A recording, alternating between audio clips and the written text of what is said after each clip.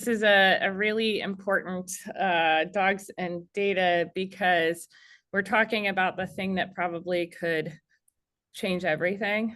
Foster is probably the single greatest tool we have right now, and it's not being fully utilized by the vast majority of organizations. So what we're talking about today is really important. I want to turn it over to Deb Fair from Pedigree Foundation to welcome everyone.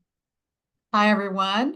As Kristen introduced me, I'm Deb Fair with Pedigree Foundation, and we're super excited about this sixth in a series of Dogs and Data, where we're looking at insights that help drive some shifts and changes, and for shelters and rescues across the country, some of the things that we might be able to do to make a difference. And so one of the topics that we're talking about today is foster, and it's one of the things that Pedigree Foundation is very, very focused on. It's one of our strategic giving pillars as part of our grants initiatives. So great group of panelists that are here today to talk about some possible solutions that you can all look into and operationalize in your function. So I'm going to turn it over to Stephanie right now, who's got some data and insight for you all. Great, thanks, Deb.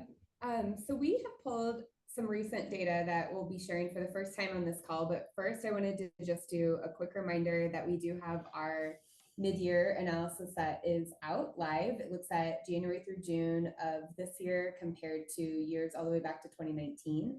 And particularly as we're looking at dogs for the first half of this year, we are seeing of all of the dogs who have entered shelters, 56% of them have had an adoption outcome. That's the bottom part of this pie chart on the left. And 4% are still awaiting the outcome, which is our gap. So we have, at the top, you can see when we look at all the outcomes, 68% of outcomes dogs were outcome through adoption, but it's really that bottom part of looking at animals coming in and if they've had an outcome or not. And so the 4% gap is really what we're facing from a population standpoint. Can you wait 1 second? Are you guys having trouble hearing her? Okay, hold on 1 second. Yeah.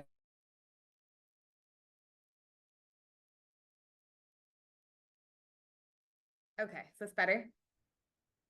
Okay, great. So 56% of dogs who have entered shelters have had an adoption outcome. 4% are still awaiting an outcome. You can find this and more on our website.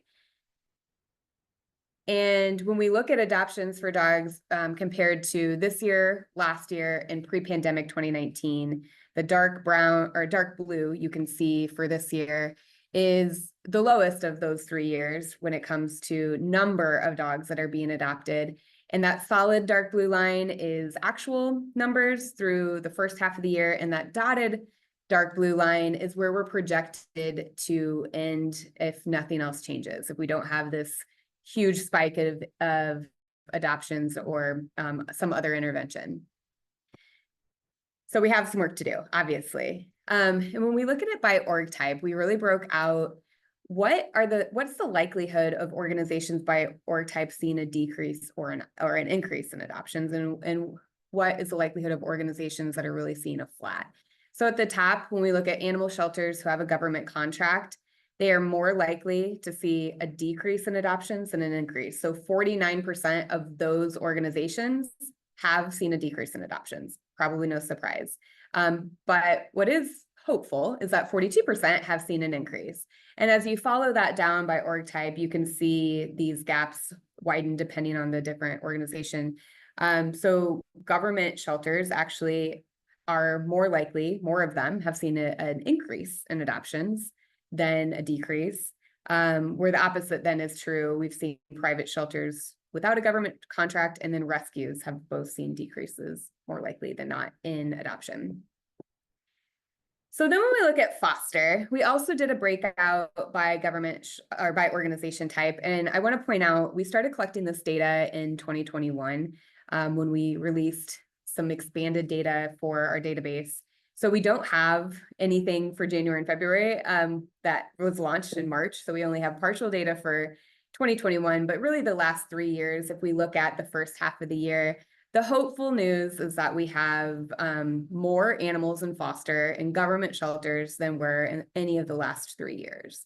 So we are making some progress in that, at least for alleviating space, getting pets out of the shelter temporarily, which we'll talk a lot more about these programs as we go. However, the reverse is true for private shelters. We're seeing that trend lower, more to the lower side of the last 3 to 4 years, where there are fewer animals that are in foster than there were in any of the past 4 years. And then also, this is concerning because when you look at organizations that are by design foster organizations, rescue-based, we are seeing fewer of them having animals in their care and through their system than in prior years. The only year that was lower was 2022. So that would make sense for the trend that we saw during the pandemic when fosters filled and that system wasn't moving through as fast as a high volume system. So the number of animals that were able to be fostered through those organizations was pretty stagnant. They were full, but they weren't moving animals through it like we needed to for the prior years. Started to see that improve the past couple of years after that, and then we've taken a step back, a pretty significant step back in 2024. Oh, and this is just aggregating everything. So you can see when we combine it all with all org types, 2024 is pretty flat with last year. A little more than 2 years prior, a little, or quite a bit more than 2021, but still a lot of opportunity. Are you gonna? Okay, so I recently got to present a webinar with Suzanne Kogut of Petco Love, and it was about the unrealized power of foster care. And she shared this calculation that is really compelling, that if 2% more of pet parents fostered a pet, we could totally end preventable euthanasia tomorrow. That really, we know that capacity exists, and we know that 700,000 to 1 million animals are being unnecessarily euthanized every year. We also know that nearly 87 million households own 1 or more pets. And so if 2% of those households, the ones that already own a pet, would just foster 1, we could foster an additional 1.7 million pets, which is far higher than the number of pets being euthanized. And so it's not only the potential to save those lives, but it's also the potential to help animals spend less time in shelter. And I think we want to stop here for a moment, because one of the changes that I think we've seen is that there is in some shelters, there is an increased tolerance for animals living in shelters for long periods of time. And animal shelter, the stress caused to animals when they live in a kennel, in a shelter, every single day their life is on the line. Most of them are in pretty strict confinement conditions. And so what we are going to talk more about today with the experts that we have on the call is the idea that if we put foster at the center of how we operate, that we could totally change how animal sheltering works. Now, I'm gonna give you one quick story, which is that in 1902, Teddy Roosevelt brought together, it was called the Conference on Children, and he issued a proclamation and said that children had a right to be housed in a foster home rather than an orphanage while they waited for a home. And that changed everything in the United States for how homeless children that don't have immediate caregivers are housed.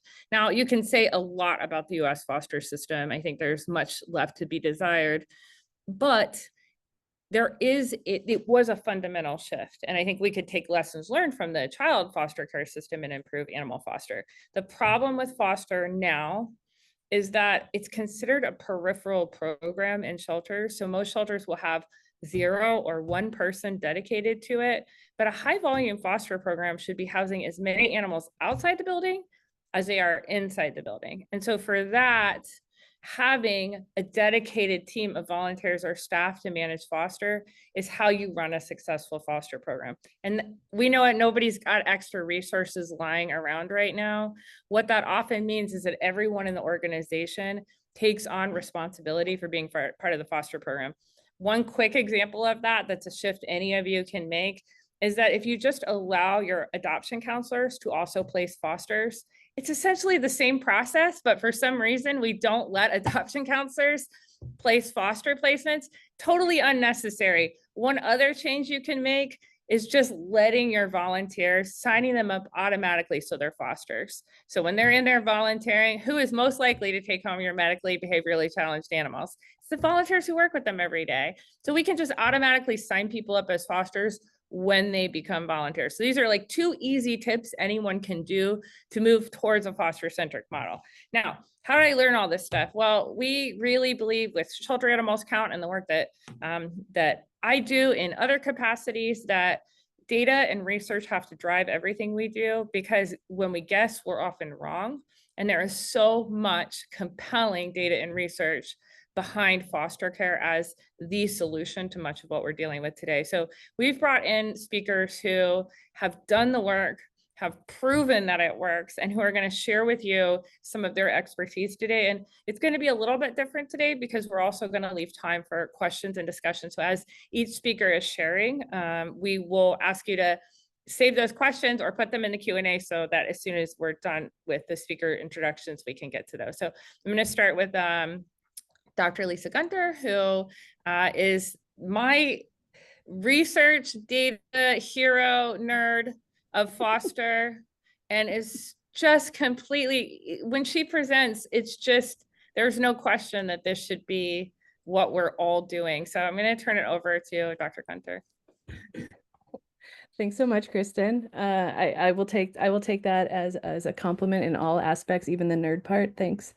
Great. So can you forward the next slide? Because maybe I might have to ask you to do it. Is that okay? Cool. Awesome. So I just want to start off by saying that everything that I'm going to be sharing today is available open access. So these are all the publications that we have published so far. We have another one coming up on week-long fostering, but this is everything that's out there so far, and every single one of these journals is open access. So please feel free, if you want to dive in and get a lot more details than what I'm sharing today, this is where you can find it.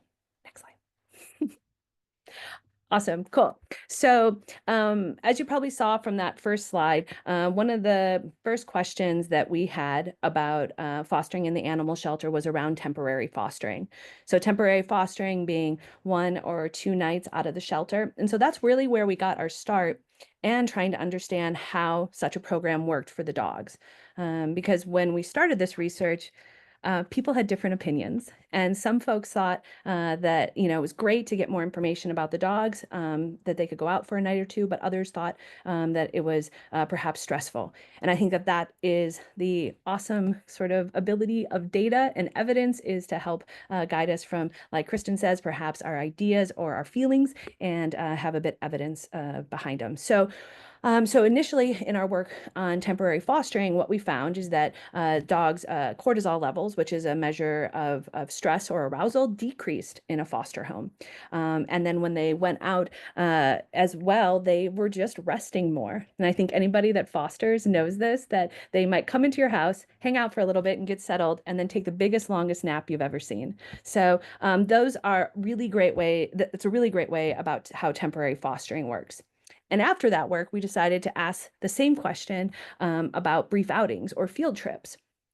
And in this work, we found that they did not work the same way, which is, again, something cool that we were able to learn. And in fact, taking dogs out on a couple hours of a brief outing was in fact stressful for dogs, that it led to increases in cortisol as well as just more arousal. And this is even accounting for their activity. You can read more about that in the paper. But we left the door open on brief outings because we thought, hey, is there just something about them, the way that it increases the dog's social network, that could perhaps have benefits? And so to answer that question, we carried out another study about brief outings and temporary fostering that was published about maybe a year ago or so. And that is where we found a big bang for your buck with field trips. And we found that when dogs go out on a field trip, they're over 4 times more likely to be adopted than dogs that don't go on field trips. And if you're a dog that goes on a sleepover, it's over 14 times more likely that they'll be adopted. So when we're thinking about these interventions for dogs, when we think about brief outings, I wouldn't think that taking a dog on a field trip is going to let them kind of rest and recharge, because that's not what people do. But if you have a rock star dog that just needs the world to know about them, brief outings are where it's at. And then when we think about temporary fostering of just a couple of nights, that is really the whole kit and caboodle, and you get stress reduction along with much better likelihood of adoption. Cool. Next slide. Awesome. So other things I want to share about what we've learned about temporary fostering and brief outings. And that's it. If you're sending dogs out that are big dogs, send them out with a harness. Give folks the opportunity to have a good outing. We found that when dogs are bigger, they actually have shorter outings. So literally just giving them a harness and making it easier to walk with them is going to help folks just stay out longer, which we know likely means that they'll probably meet someone that might be interested in adoption. Definitely utilize these programs for your long stay dogs. Hold on one second. I have a question about that. I know people are going to ask, and I think harness is not a harness. So what, like, are there particular harnesses that you recommend? Because I know I have my favorites. Yeah, I think that when we've been working in our programs recently, we've been using like the 2 hounds design, where they have a clip on the front, they have a clip on the back. And I like the harnesses. I don't love the leashes, but having 2 points of contact is really nice for somebody that maybe doesn't handle a dog very often, and will give them better control. Those are the freedom harnesses, right? Or any front clip harness. I think the front clip harnesses are different than the... Yeah, and some of them are better than others, but I think ultimately try to give them some sort of harness that is just a little bit more body control. And ideally, if they have some sort of clip on them that's strategically placed to help with pulling, that would be ideal. And what we are finding is that shelters are using these programs for long stay dogs, which like surprises no one on this call. But the cool thing we found is that shelters were enrolling dogs that had been in the shelter for like a month.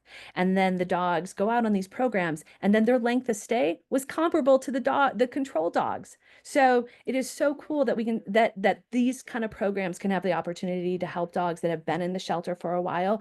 So I think, again, really thinking about the sort of accessibility they can have to the community can go a long way.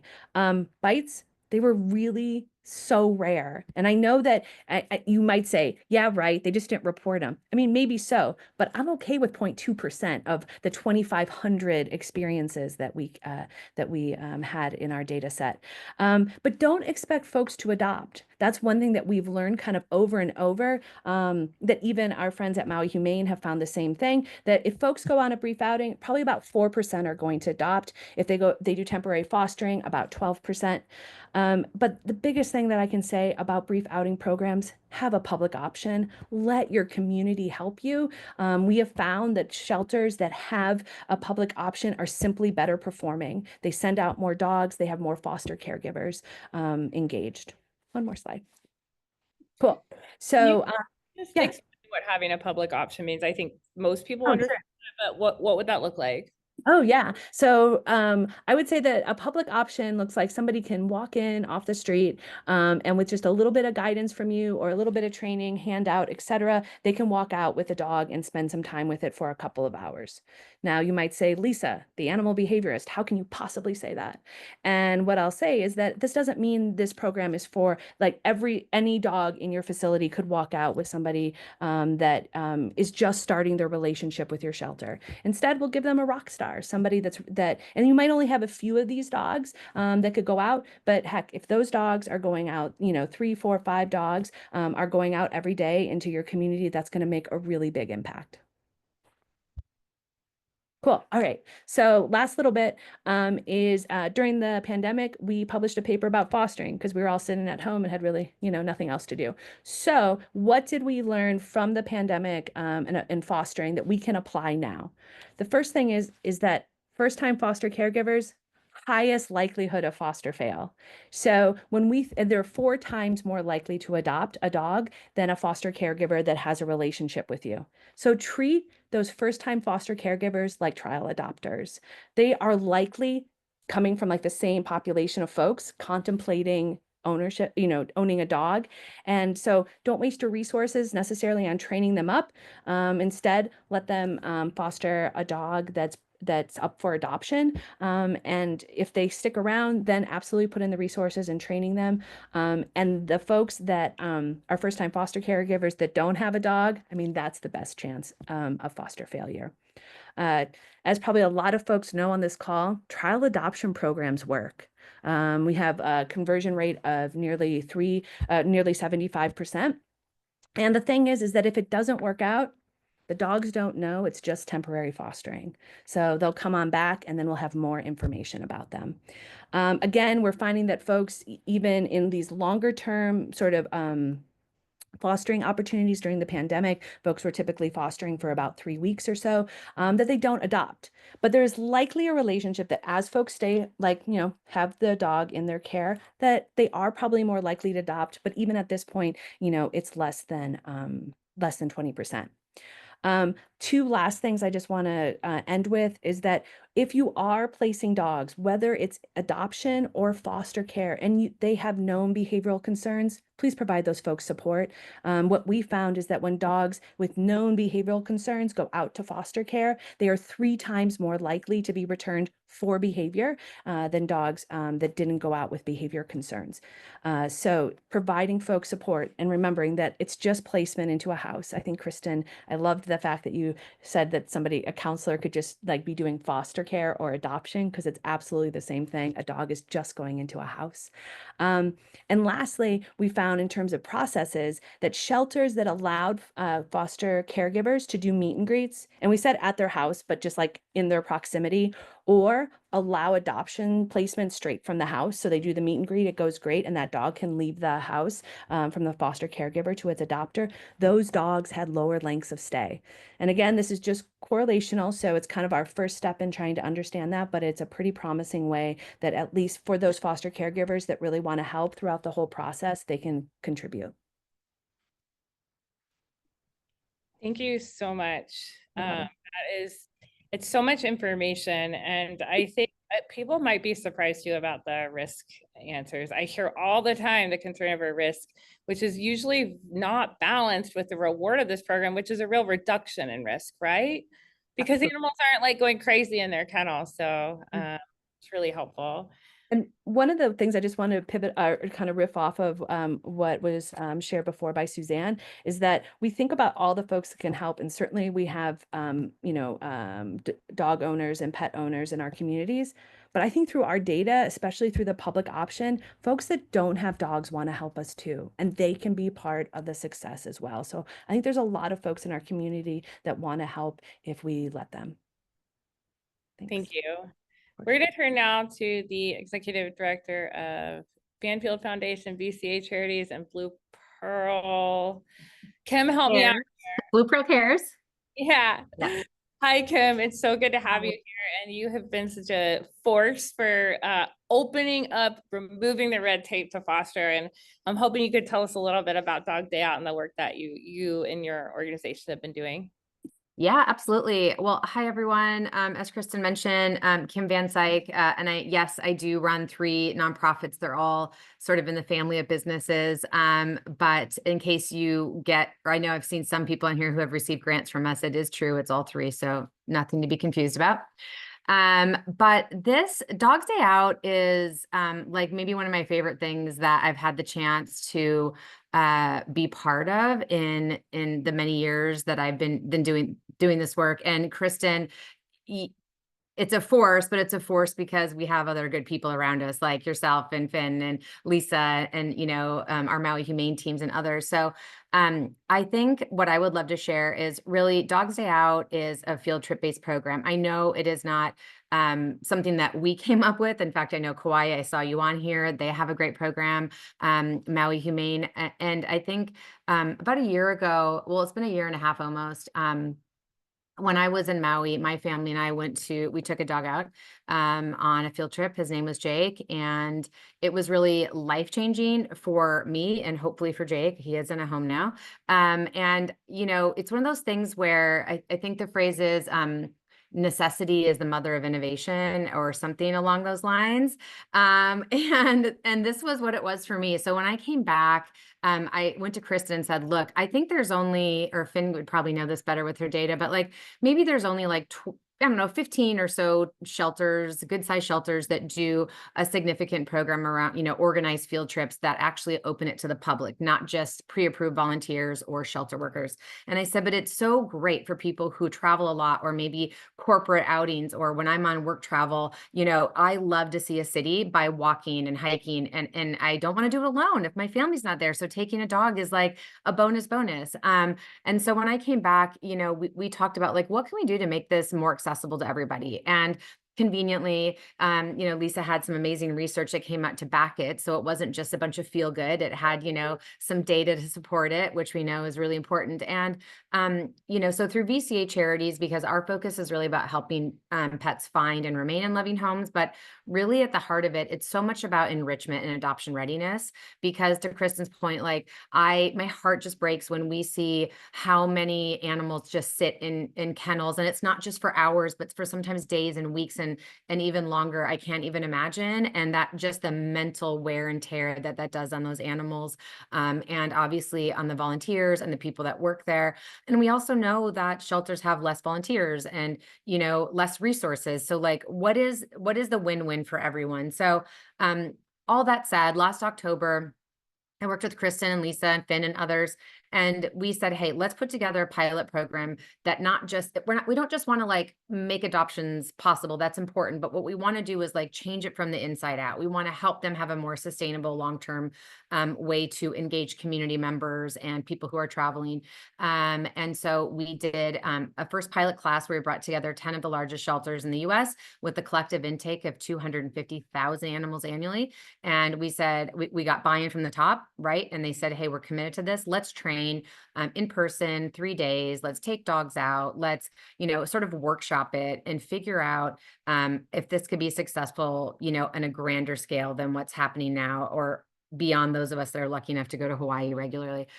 And so fast forward, trained our classes in October.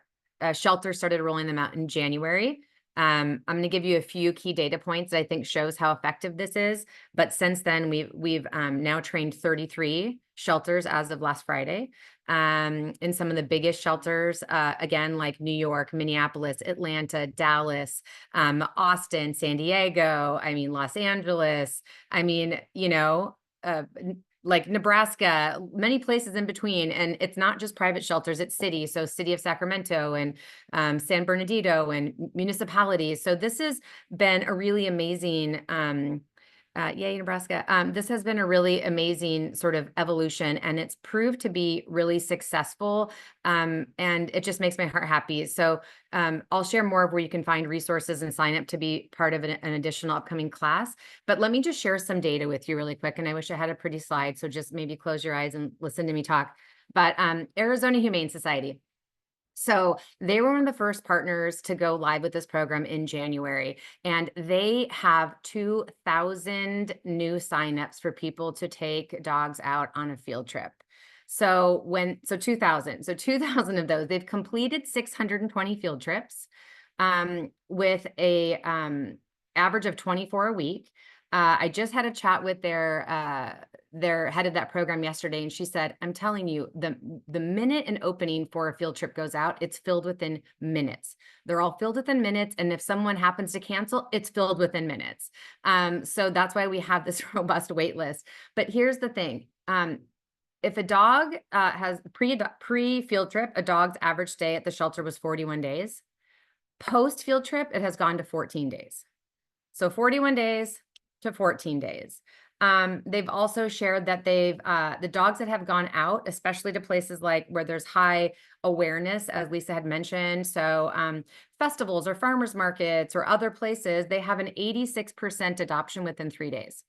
86% adoption within 3 days, which is pretty amazing. Okay, so that's that. Dallas Animal Services, they've completed 439 field trips. 85% have been adopted or rescued as a result, and 11 went into foster, which is a 90% positive outcome. And it's really cool. They just told me they're working with a high school stats team to like do some really heavy deep dive for them on the data to like dig into it more. So I think that's awesome. Lifeline in Atlanta. They've completed 797 field trips since they rolled their program out, and they've seen a 30% increase in fosters. So also really important as an outcome. And then Barks, so Baltimore Animal Rescue, they've completed 500 field trips with a 96% positive outcome. And that's important because they have shared that that is much higher outcome than dogs that do not go out on field trips at all. So again, I mean, you know, you can see sort of a rinse and repeat here of positive outcomes, which is awesome. But the thing for me that's really important too on this is when I was chatting with Ashley at Arizona Humane yesterday, I wish I could like have bottled up her, like, you know, you can just hear someone's empathy and like heart over the phone. When we were talking about it, she said, I cannot tell you how deeply transformation, I'm going to cry probably. This is my moment. Transformational this program has been for us. She's like, dogs leave here sad, they come back happy. And sorry, everyone, I'm just gonna cry, don't mind me. And she said, the thing is, I see visible differences in behavior from dogs that go out. The quote was, it does wonder for their emotional and mental well-being, not just theirs, but for everyone who works here. Okay, I'm gonna stop crying. The unintended best part of the field trips. So the best part for me, yes, I love that they get adopted or fostered. That is why we did this, but we also did it because honestly, I wanted to improve emotional, mental well-being. I can't imagine in a kennel hoping people see you, hoping people understand that you're a really good dog that is scared and stressed and has to just hope somebody stops for you. And even when I've taken dogs out from there, I took out a dog that I wouldn't have picked. Her name is Blair, sweet dog, tons of drool, not my usual type. And I took her out on a 4-hour field trip, and she actually was adopted by a volunteer at the botanical garden at the end of my trip. And then I had to take her back to the shelter so that the woman could come and do a meet and greet.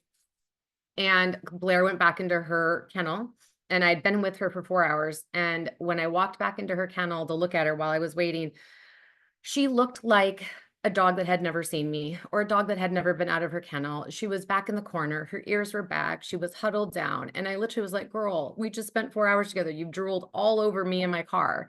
Like, how is this the vibe you're giving me? But I just can't even tell you. It was like night and day. And so for me, adoptions, yes, foster, yes, but like, bless all the dogs who just need someone to believe in them for a couple hours. And I'm done. But if you'd like to learn more, if you'd like to be part of it, if you'd like to be at one of our in-person trainings, and by the way, we don't just train, but we give you all the supplies to go back and make field trips possible, and then we'll just continue to help support you as you grow it and expand it. Just Google VCA Charities Dog Day Out, or go to our vcacharities.org and look under programs.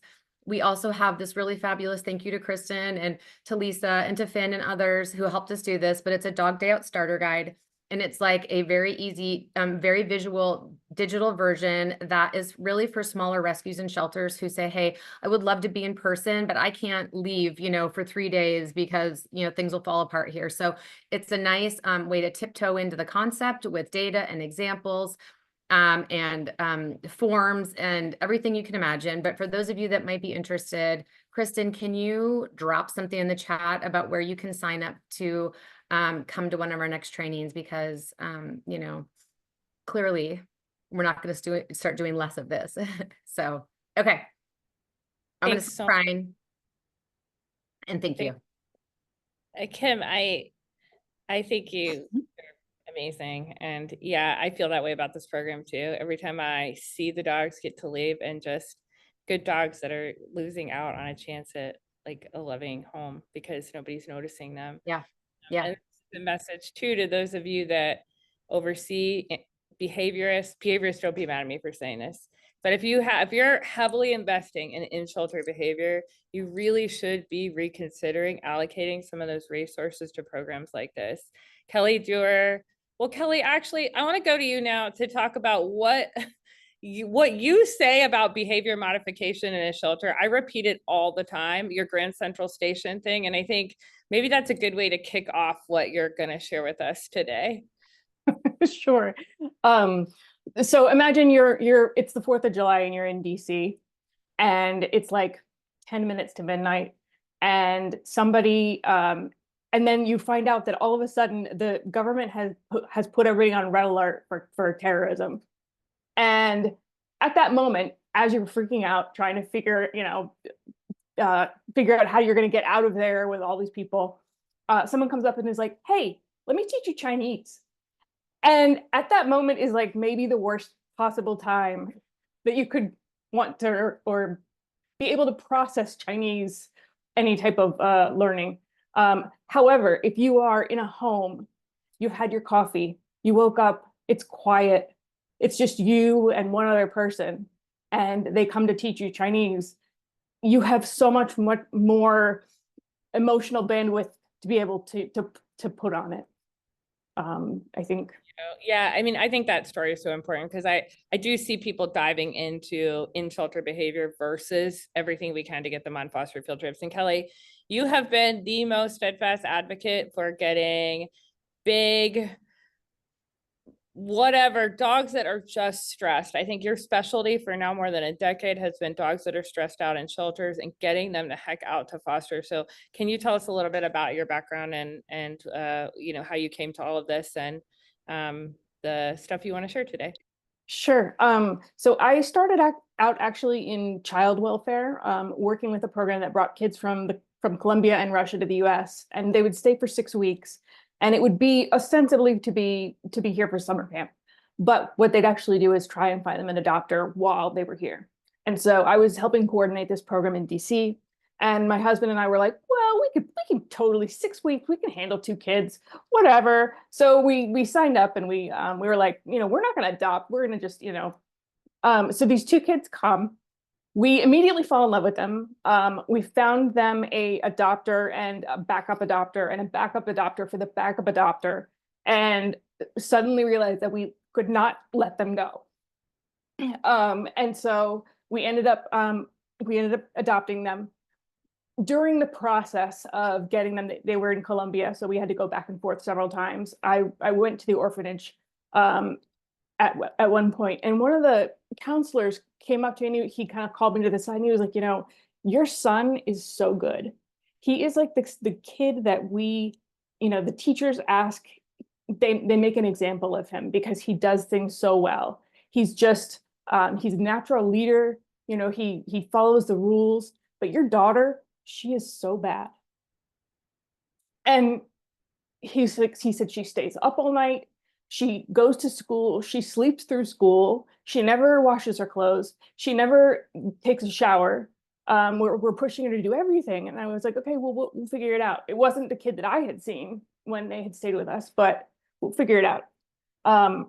So we adopt them. And I have to say, Annie was late for school one time in her entire school career. And it was because she was really sick. She was the complete opposite of the child she was in the orphanage. And it was because she was getting what she needed. She had the support that she needed, and she wasn't afraid. A lot of the reason why she stayed up all night was because she was afraid in the orphanage of people, of kids coming in and doing stuff. So so having been through that, she also the reason we got these 2 kids when they came was because the year before they had come and stayed with another family, and the family had considered adopting them, but they had some concerns about her intelligence, and so they had her tested in Colombia. They had her intelligence tested. Well, the test came back and said she is mentally retarded, or she has a severe cognitive deficit. She will never be able to live on her own. I didn't believe it. I thought, there's something weird with this test. Anyway, we had her tested here. She has a learning disability. She does not have a severe cognitive deficit. Literally, 2 days ago, she came over here and showed me how to give fluids to our really sketchy or really nervous dog. And you know, she's doing amazing. But this test wasn't it wasn't a measure of how much she knew, the test in Columbia. It was a measure of how much emotionally she had on her shoulders. It just completely changed the results. And so having seen that coming to sheltering, it was easy about Annie that she's also a foster who's fostered with your family forever and also is a vet tech now, right? Yeah. I want to mention that because she's that's an important part of the story, that animals actually really helped her too. Yeah, they were a lot of the reason that we ended up adopting, because they came and they were as in love with pets as we were, and it was just like, we're not going to find these kids again in 10 years. And so she was actually the reason that I ended up volunteering at the shelter the first time. And we started fostering almost immediately because Kristen had just started there too. She just started a weekend foster program, and we were like, well, we can totally do weekend, no big deal. So we took home a dog, and it was a dog that her name was Mocha. She was very high energy. She'd been there for 6 months. Her behavior was deteriorating. Annie was at the time an intern, and she heard a couple of staff members talking, and they were like, it's time for her. She's too jumpy mouthy when you walk her and stuff. Anyway, we took her home. She was an amazing, amazing dog. And when we were done with that experience, she got adopted literally like 2 days after she came back to the shelter. I started thinking that we had like some kind of like magic. Like there was like some kind of like, we had this like crazy weird luck or something. And I was like, our luck is going to run out, and then we kept short-term fostering, and pets kept getting adopted really soon after we send them back because we'd have like all information on them. Anyway, long story short, it was not magic. It was short-term foster and what happens when people get to know the dogs and can tell them who they are. Kelly, can you just talk a little bit about your work with Maddie's Fund? And I mean, you really are like this. You and Dr. Sagerson and some of the folks on this call are really the people that have driven foster forward for all pets. Can you talk I want to get to Finn, but can you just tell us briefly about your work and also share with us the research that you've gathered on foster? Because I think everybody would really benefit from that resource. Sure, absolutely. So one of I do a lot of things mostly focused around foster and increasingly long stay pets. But I help create education, like courses on Maddie's University. I help do consulting. So Sheila and I both have shelters that we talk with on a regular basis, and we're helping to guide and helping to their programs to grow. That is a very large part of what I do. But in working with education and foster, one of the main questions that I always have had is, how do I get my managers, leadership, other staff, community to believe in fostering? How can I get everybody on board? And how can I tell them that this is the right thing to do? So I ended up putting together this document. It is not all peer-reviewed research. Some of it is research that we did at Maddie's Fund that was not published, but they're links. So it is called Evidence Supported a Home-Based Approach to Pet Sheltering, and it has basic information, but it has links to all of the studies. So that if somebody says, why is it better for these pets to be in foster? You'll have a reason, a bunch of them. I like how you say home-based approach to animal sheltering. I think that's probably the terminology we need to start using. And there are organizations, KC Pet Project, Lifeline, Pima Animal Care Center, and a few others that have made foster the center of what they do. Austin Pets Alive has been a leader in this area, sending anywhere from 5,000 to 6,000 animals a year to foster homes with these are not programs that take resources as much as they take saying yes. And I think that part gets missed a lot, that if you just start saying yes and you stop putting barriers into animals leaving, they start to go to foster. And when they go to foster, it is almost 100% of the time better for the animals and better for the people. And there's nobody that has shown that more than my friend Finn, who's here to talk a little bit about, Finn is one of the funniest people I know, and also like brings this sense of humor to the work and this like real humility around what we're trying to do. And I think like Finn is continuously saying we don't know all the answers. And always kind of asking more questions. So Finn, welcome. It's good to have you, and tell us a little about how you came to foster and about your work.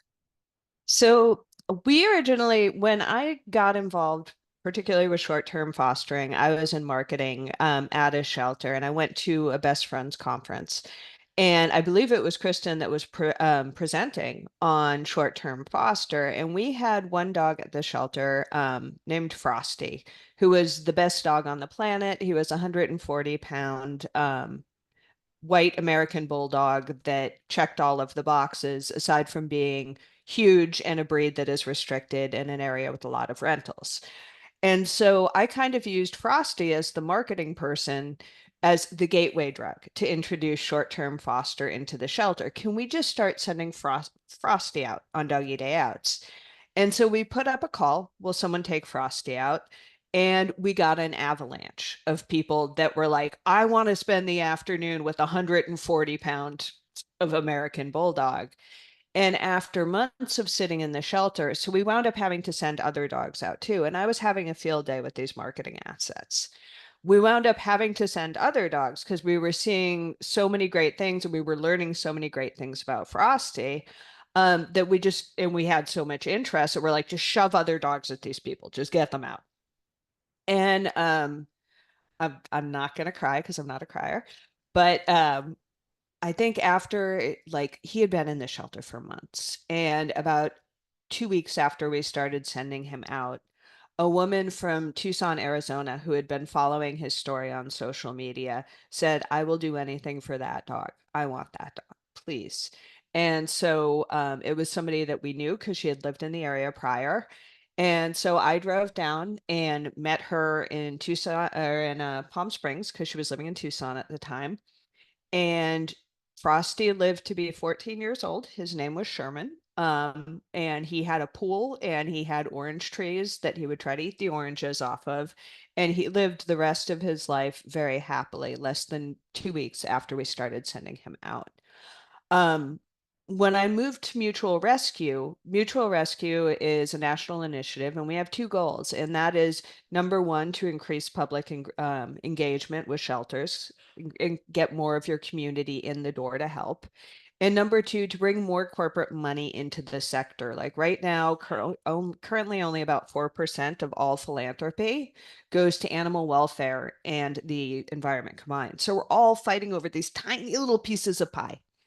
So we immediately thought that at that time, this is about 2017, that the best way to do this would be with Doggy Day Out. It solves for both problems. So with the help of some absolutely amazing shelters, Louisville Metro, who had been working with Maddie's Fund, with Fred SPCA, Maui Humane, we put together a toolkit that is just basically blank templates. It's white labeled templates of waivers, of manuals, of everything that smaller shelters, any shelter, could grab, download, put their own logos on, change the verbiage as they need, and it was sort of a program in a box. Since 2017, that has been downloaded, I think we're almost at 4,000 times. And we started putting together a directory of these shelters that were getting programs up. And we currently have 109 shelters in the directory.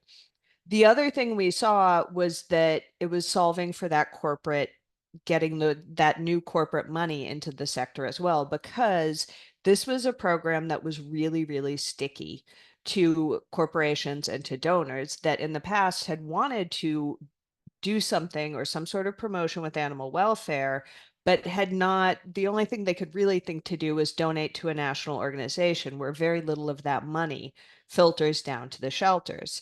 So what I've been doing for the past, God knows how many years, I'm real old, I've been in this a long time, is working with shelters to help them start programs and working with corporations to put together national footprints of banks of these shelters that have these programs, and then distributing the funds from those corporations directly to those shelters. So the money is hitting the ground at the shelter level.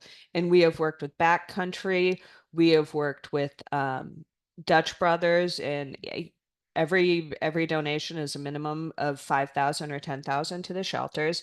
And we've seen these companies that have never come out before for animal welfare move into this sector to do doggy day out promotions. And we've been able to distribute that money to those shelters. And not only that, but we've seen people who the shelter never really had anything to offer them in the past because they couldn't adopt, they weren't trying to give up a pet, they didn't do anything like that, that just would flock to these shelters and not only help the animals, because we all know sheltering is all hands on deck. We need everybody in our community. We've never needed them more. And when we're telling people you can't come in and help unless you can commit to 20 hours a week or you can have a schedule, we are leaving out shift workers. We are leaving out people with children. And now all of those people are in our corner and they're becoming donors and longer term fosters and advocates and all sorts of things. And so we're getting all those hands on deck. And I have deeply loved this program. It has been a passion project for so many years. And I'm very grateful to Kelly because with her help, I started presenting on it, and I present on it multiple times here at different conferences. And it's probably, in my opinion, the miracle drug for sheltering now, that not only solves for the dogs in the shelter, but also solves for how can we get more money to our shelters and how can we get people more involved. And Thanks, I didn't cry at the Frosty story. So everybody give me I don't think not crying is a good thing, but cool. This is a really uplifting call and one that I think feels really heavy to all of us right now because shelters are in dire straits. And I think people feel like they can't always engage in foster because they're too busy. And that is a mistake. Like if we don't engage in foster, the too busy becomes way too busy and way too crowded. And it is worth investing in. You've heard us talk a lot today about short-term foster, and that's because it is a relatively low risk program. It's easy for shelters to start. It targets those dogs that Kim like so eloquently and like heartbreakingly spoke about that are the ones that are just tearing me up right now too. Good dogs just stuck in care. And it's getting them adopted. Like because even if the person doesn't adopt them, they're their advocate now. Like they are advocating for them. So as we bring this call to a close, and gosh, I need to plan these better because I know I promised there would be time for questions, and we're gonna have a recording for you after this, and B, we are gonna get your questions answered. And all the links that we shared here will also send out. But I want to invite everybody on the call to just offer one specific piece of advice to organizations right now. I'll go first. It is every time that you say there's not enough fosters or we can't find anyone to foster, you are only reflecting your own failure to ask, because the community is out there. We have to ask people for help. We have to make it very easy for them to help. If we ask someone to foster and then they have to submit an application and then they have to wait 30 days and come to a training and sign all these forms, that is not asking for help and making it easy. There's nothing more important you can do than cut through that red tape right now and let people show up and foster. If it's not show up and foster, it is too long. And that includes animals with medical challenges and animals that are young.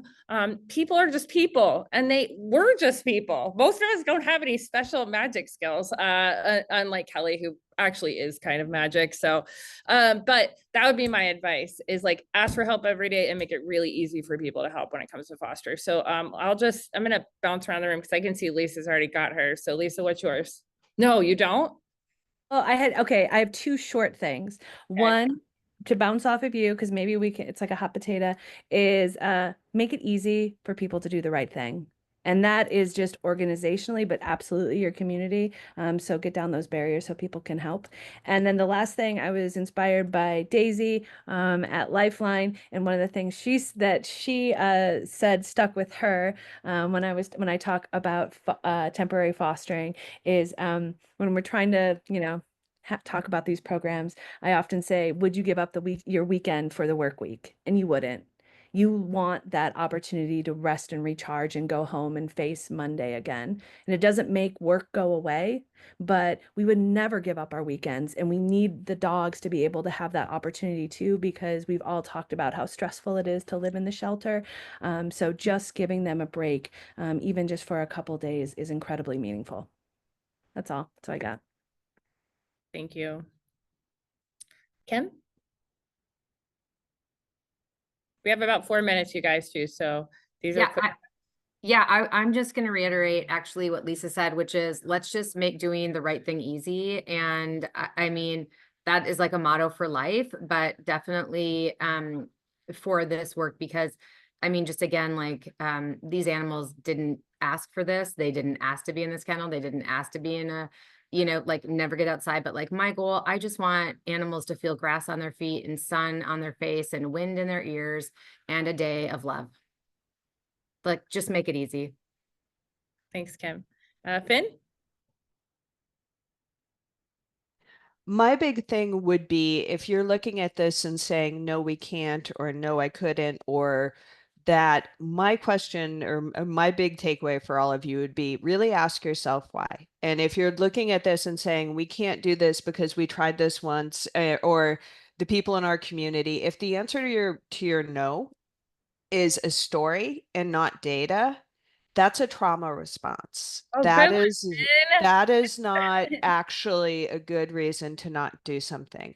When people tell me why they don't want to do something, and if I ask them why and they respond with a story, that usually means we've got to take care of ourselves a little bit better, but we also have to be more data-based because we're all in this Love together. that is so good, Finn. I'm writing that one down. And Kristen, can I just echo to Finn? I know we sometimes get pushback of like legal's not going to like a dog day out program. It's too much risk and liability. And my feedback would be, well, so is, people finding out that dogs haven't left a kennel in over a month, and the fact that puppies are being euthanized at intake.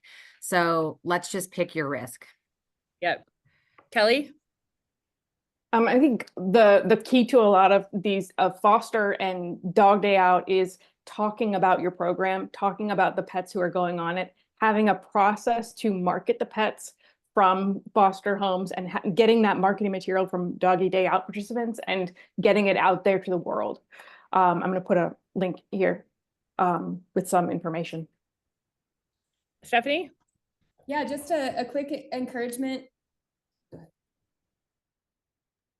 Okay, sorry. A quick encouragement to please submit your foster data into Shelter Animals Count so we can continue to provide better insights to everyone, so we can make those data driven decisions. And just after spending a lot of years in sheltering myself, maybe avoid trying to create problems from the start and trying to solve those individual animal solutions to prove concept before starting big and being told we can't do it at all. Start with that individual animal and see what creative options we have from that, and then build upon that, like some of the panelists mentioned. Can you mute? Yep. Deb?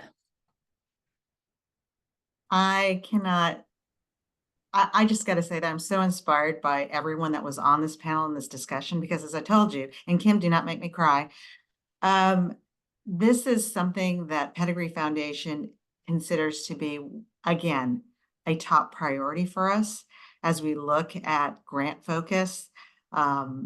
It's an area that we feel is, as everyone said, just keep it simple. It's something that seems to be super easy. I did temporary foster for a vet tech who had to change her apartment location. She had no one to take care of her. She could only take care of one dog, and she had two. And I said, I'll take that second dog.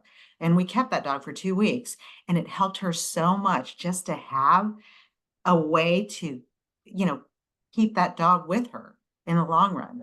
So I think and it was relatively easy and super simple to do. So I think it's a huge opportunity, and on behalf of Pedigree Foundation, so proud of the work that everybody's doing here. And I know that a lot of great ideas here to be shared. And like I said, kudos to Kim and the team on Dogs Day Out. All of you that have, invested in this, because I think there's great work to be shared and great work that we can scale up together. So thank you. Thanks so much, Deb. Thanks everybody so much. I owe you guys one. We are so grateful for you. Stephanie and Deb and I are you all are amazing. Thank you. And thanks to everybody who's here, because you're also doing the same work. So we will see you at the next Dogs and Data. Thank you all so much for being here, and have a great rest of your day.